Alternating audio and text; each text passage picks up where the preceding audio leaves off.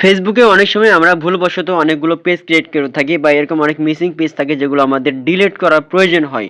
যেমন এখানে আমি যদি আপনাদেরকে একটু ক্লিক করে দেখাই, দেখেন এখান থেকে কিন্তু বেশ কয়েকটা পেজ দেখা যাচ্ছে, বাট আমার কিন্তু এতগুলো পেজের প্রয়োজন হয়। তো অনেক সময় যেটা হয়, পেজগুলো রিমুভ করার বা ডিলিট করার প্রয়োজন হয়, বাট আমরা রিমুভ করতে পারি না বা সঠিক প্রসেস জানা থাকে না। বাট আপনি চাইলে কিন্তু খুব সহজেই পেজগুলো রিমুভ করতে পারবেন। তো এটার জন্য আপনাকে যেটা করতে হবে, আপনার ফোনের ডাটা অথবা ওয়াইফাই আপনি আগে অন করে নেবেন। নেওয়ার পরে আপনার যে ফেসবুক আছে ফেসবুকটা আপনি ওপেন করবেন।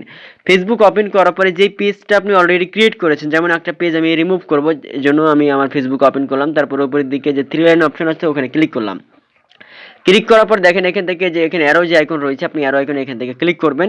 ক্লিক করার পরে আপনার যে পেজ, আপনার পেজটা এখান থেকে আপনি কানেক্ট করবেন। যেমন এখান থেকে জুবাই টেক লেখা আছে, এই পেজটা আমি রিমুভ করে আপনাদেরকে দেখাবো। তো এখান থেকে আমি কানেক্ট করে দিচ্ছি। মানে আপনাকে যে পেজটা রিমুভ করবেন বা ডিলিট করবেন সেই পেজটা আপনাকে আগে কানেক্ট করতে হবে, ঠিক আছে? পেজে আপনাকে এখান থেকে স্ক্রল করতে হবে। তো এখান থেকে আমি পেজটা ওপেন করলাম। ওপেন করার পরে আপনি পেজের উপরের দিকে ডান কর্নারে থ্রি লাইন অপশন দেখতে পাবেন, আপনি ওখানে ক্লিক করবেন। ওখানে ক্লিক করার পরে আপনি দেখতে পাবেন উপরের দিকে যে সেটিংসের একটা অপশন থাকবে, আপনি সেটিংসে এখানে আপনি ক্লিক করবেন। যখন আপনি সেটিংসের আইকনে ক্লিক করবেন, ক্লিক করার পরে নিচের দিকে একটু স্ক্রল করবেন। স্ক্রল করলে আপনি দেখতে পাবেন যে লেখা থাকবে অ্যাক্সেস অ্যান্ড কন্ট্রোল নামের একটা অপশন থাকবে। আমি নিচের দিকে স্ক্রল করি, দেখেন লেখা আছে অ্যাক্সেস অ্যান্ড কন্ট্রোল। আপনি অ্যাক্সেস অ্যান্ড কন্ট্রোলে আপনি ক্লিক করবেন।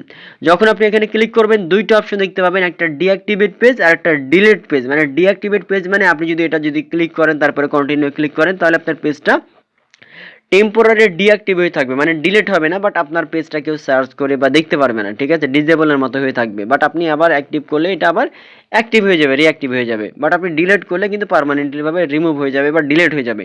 তো যেহেতু ডিলিট করে দেখাবার জন্য ডিলিট পেজ এখানে রয়েছে, এখানে আপনি ক্লিক করবেন, তাহলে এখানে টিক মার্ক হয়ে যাবে। তারপর নিচের দিকে কন্টিনিউ লেখা থাকবে, কন্টিনিউ আপনি ক্লিক করবেন।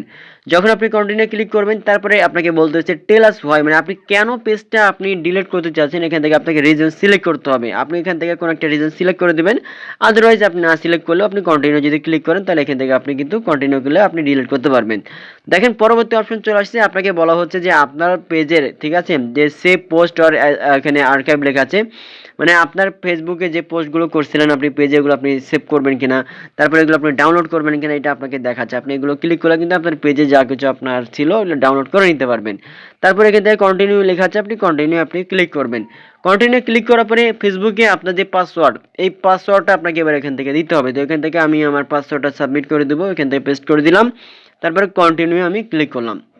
যখন কন্টিনিউ ক্লিক করবেন, দেখেন এখানে লেখা আছে যে এখান থেকে পেজটা রিমুভ হয়ে যাবে, ডিলিট হয়ে যাবে। বাট এখান থেকে ছোট্ট করে লেখা আছে যে 30 দিনের মধ্যে আমি যদি আমার পেজে যদি আবার আমি কানেক্ট করি, আবার যদি আমি লগ ইন করি, তাহলে কিন্তু পেজটা আবার অ্যাক্টিভ হয়ে যাবে। মানে 30 দিনের মধ্যে আপনার পেজে আর আপনাকে ঢোকা যাবে না, ঠিক আছে? আপনাকে লগ ইন করা যাবে না আপনার পেজটা, তাহলে কিন্তু এটা পার্মানেন্টলি ভাবে 30 দিন পরে একেবারে রিমুভ হয়ে যাবে। তো এখান থেকে ডিলিট পেজ লেখা আছে দেখতে পাচ্ছেন, এর জন্য আপনি ডিলিটে ক্লিক করবেন। যখন আপনি ডিলিট পেজে ক্লিক করবেন, ডিলিট পেজে ক্লিক করার পরে একটু প্রসেসিং নেবে। প্রসেসিং নেওয়ার পরে কিন্তু দেখতে পাচ্ছেন এখান থেকে সুইচিং হয়ে যাচ্ছে, মানে আমার ফেসবুকে কানেক্ট হয়ে যাচ্ছে আবার। মানে পেজ থেকে আমাকে কিক আউট করে বের করে দিয়ে আমার ফেসবুক যে প্রোফাইল যেটা রয়েছে, যে প্রোফাইল থেকে আমার পেজটা ক্রিয়েট করেছিলাম, সেই প্রোফাইলটা আমার ওপেন হয়ে যাচ্ছে। এখন আমি যদি এখান থেকে থ্রি লাইনে যদি ক্লিক করি এখান থেকে, তারপরে এখানে যদি আমি এখান থেকে আরও এখানে ক্লিক করি, আমার এই পেজটা কিন্তু এখন এখানে দেখা যাচ্ছে না, জুবাই টেক, মানে এটা রিমুভ হয়ে গেছে। বাট আমি যদি আবার ঢুকতে চাই তাহলে কিন্তু আমি আবার ঢুকতে পারবো, বাট 30 দিনের মধ্যে লগ ইন করলে আবার কিন্তু হবে না, ঠিক আছে? আবার চলে আসবে। এর জন্য আপনাদেরকে 30 দিনের মধ্যে আর আপনি ওই পেজে আপনি ভুল করেও কানেক্ট করতে যাবেন না, ঠিক আছে? এভাবে খুব সহজে কিন্তু আপনি আপনার পেজটা পার্মানেন্টলি ভাবে রিমুভ করতে পারবেন বা ডিলিট করতে পারবেন। সো আশা করি বিষয়টা বুঝতে পারছেন। এরকম ইম্পর্টেন্ট ভিডিও প্রতিনিয়ত পেতে এই চ্যানেলটা অবশ্যই আপনি সাবস্ক্রাইব করবেন এবং বন্ধুদের সাথে বেশি বেশি শেয়ার করে দেবেন, যেন তারাও ভিডিওটি দেখে উপকৃত হতে পারে। ভালো থাকবেন সবাই, ধন্যবাদ।